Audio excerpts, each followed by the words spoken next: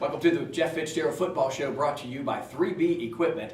Coach, again, as I mentioned earlier, it doesn't get much easier, as not only is it Karen Crow this week, but it's a long road trip as well. Let's start with the road trip.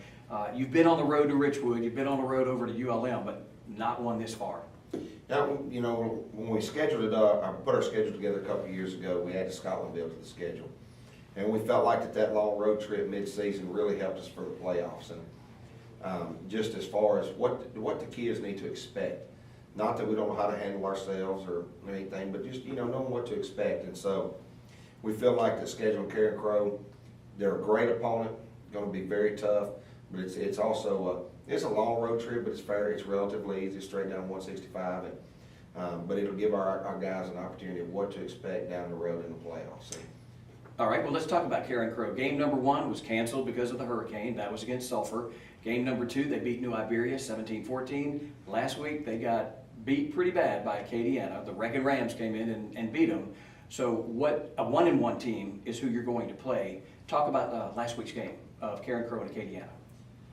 Man, I'm going to tell you, it's hard not to watch Acadiana as good as they are, but I think it doesn't matter who's playing their schedule. Anybody playing their schedule is probably 1-1.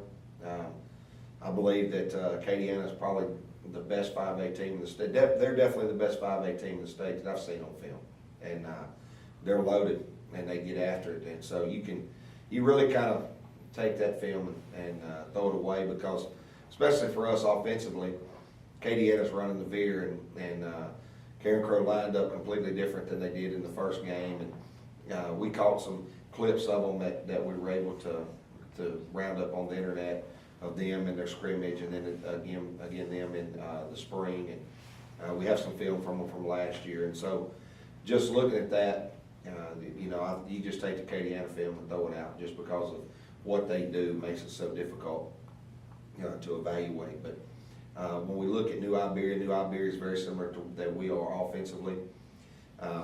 And so it gives us at least something to gauge off of. And they're a very good football team. Again, they don't turn the football over, and they beat New Iberia a little more than they do.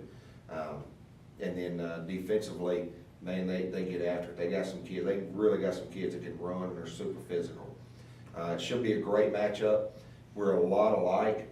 We don't have just a tremendous size on the offensive line, either one of us. We have good skill positions and guys that can run, so it should be a great matchup. Now, the New Iberia game came down to special teams. It was a field goal that made the difference, and Karen Crow winning that game. Compare both teams, yours and Karen Crow's, with special teams. We're going to be very similar. I hate to say it, but when they kick their field goals, they like to kick them just above the crossbar like we do. But I believe it's going to be very similar. We're very similar in the kicking game as far as what we're doing punt-wise. The way the way our kids perform. I mean, we're very athletic in the skill position, so they're going to kick the ball down the field about midfield, and we're going, you know, and they're going to get after it on the kickoff returns. But very, very similar football teams. Probably the biggest difference is going to be they're a 3-3 stack defensively, and they let those guys run around. I think maybe that's due to them not having just a tremendous amount of linemen.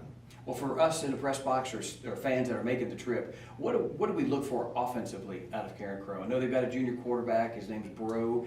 But what's the pass and the run ratio, and what do they line up in? It's hard to say as far as what their pass to run ratio is. We've got a game that's 50-50. And then when you add, you know, it's just hard to say, because Acadiana, when you look at that film, they were 80% pass, and so well, they had to be catch up. And it throws everything off. But they're going to be empty, one back, a little bit of two back, and but they seem to want to throw the football and to run the power read. It seems to be kind of what they want to do.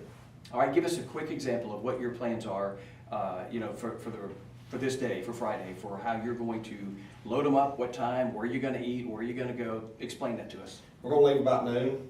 And then we're going to head down and eat at Camp Beauregard. Martin's Meats will feed us there at Camp Beauregard. We've always eaten Martin Meats on the road, and they're always really, really good to us. I mean, he's really good to us.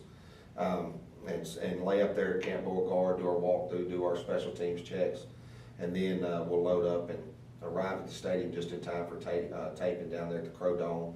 And then it'll be a regular game day schedule as normal. Last question, the Crow Dome, what about that home crowd?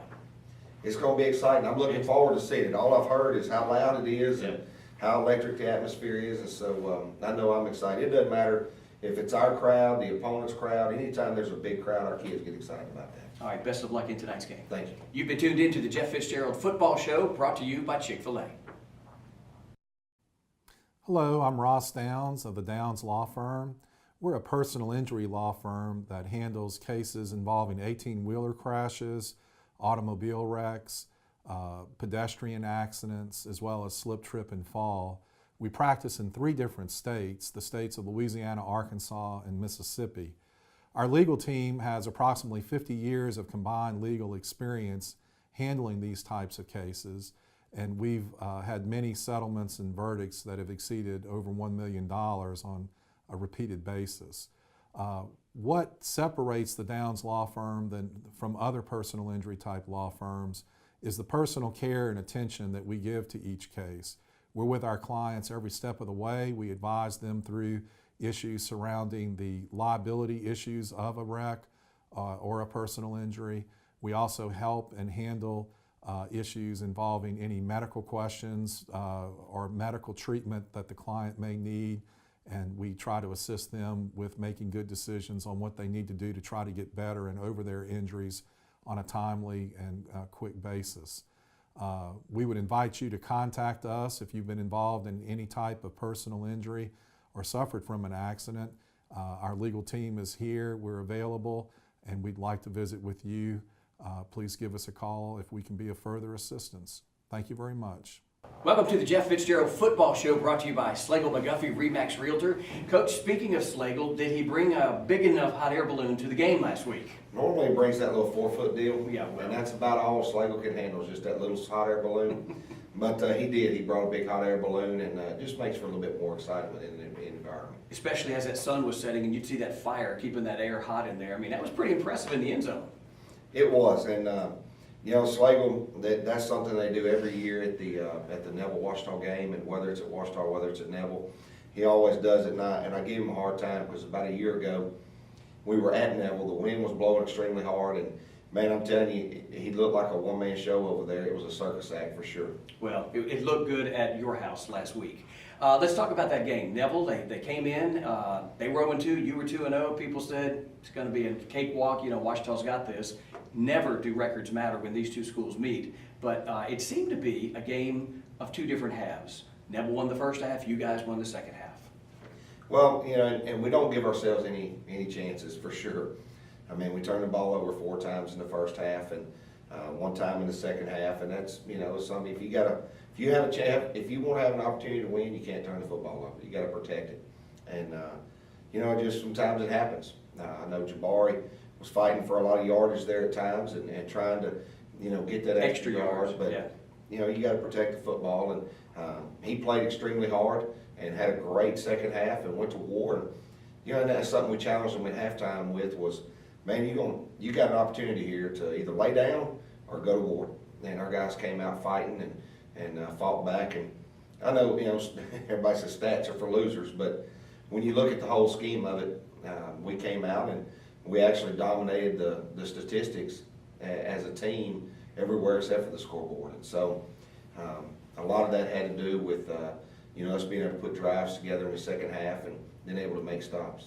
Your schedule does not get easier week after week after week. And before we take a look at Karen Crow, how do you post-game get the Neville loss out of your team's mind, you know, for going home Friday night and for the weekend? Well, it's something we've been talking about all summer and really trying to practice it all summer as far as, you know, moving from week to week and having something different every week and talking about, you know, you can't live in the past. If you start living in the past, you'll live in defeat, whether it's wins or losses.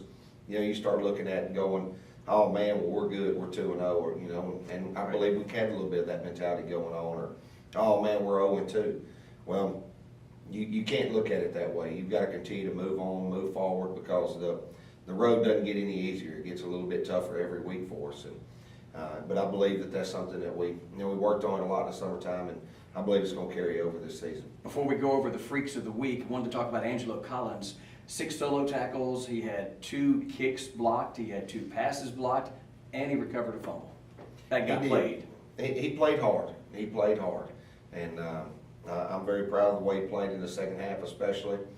But, and he did a very good job for us. But our Freaks of the Week this week actually went to 2 defensive guys. And one of them being a scout team defensive guy, Matt Henson. He's a sophomore.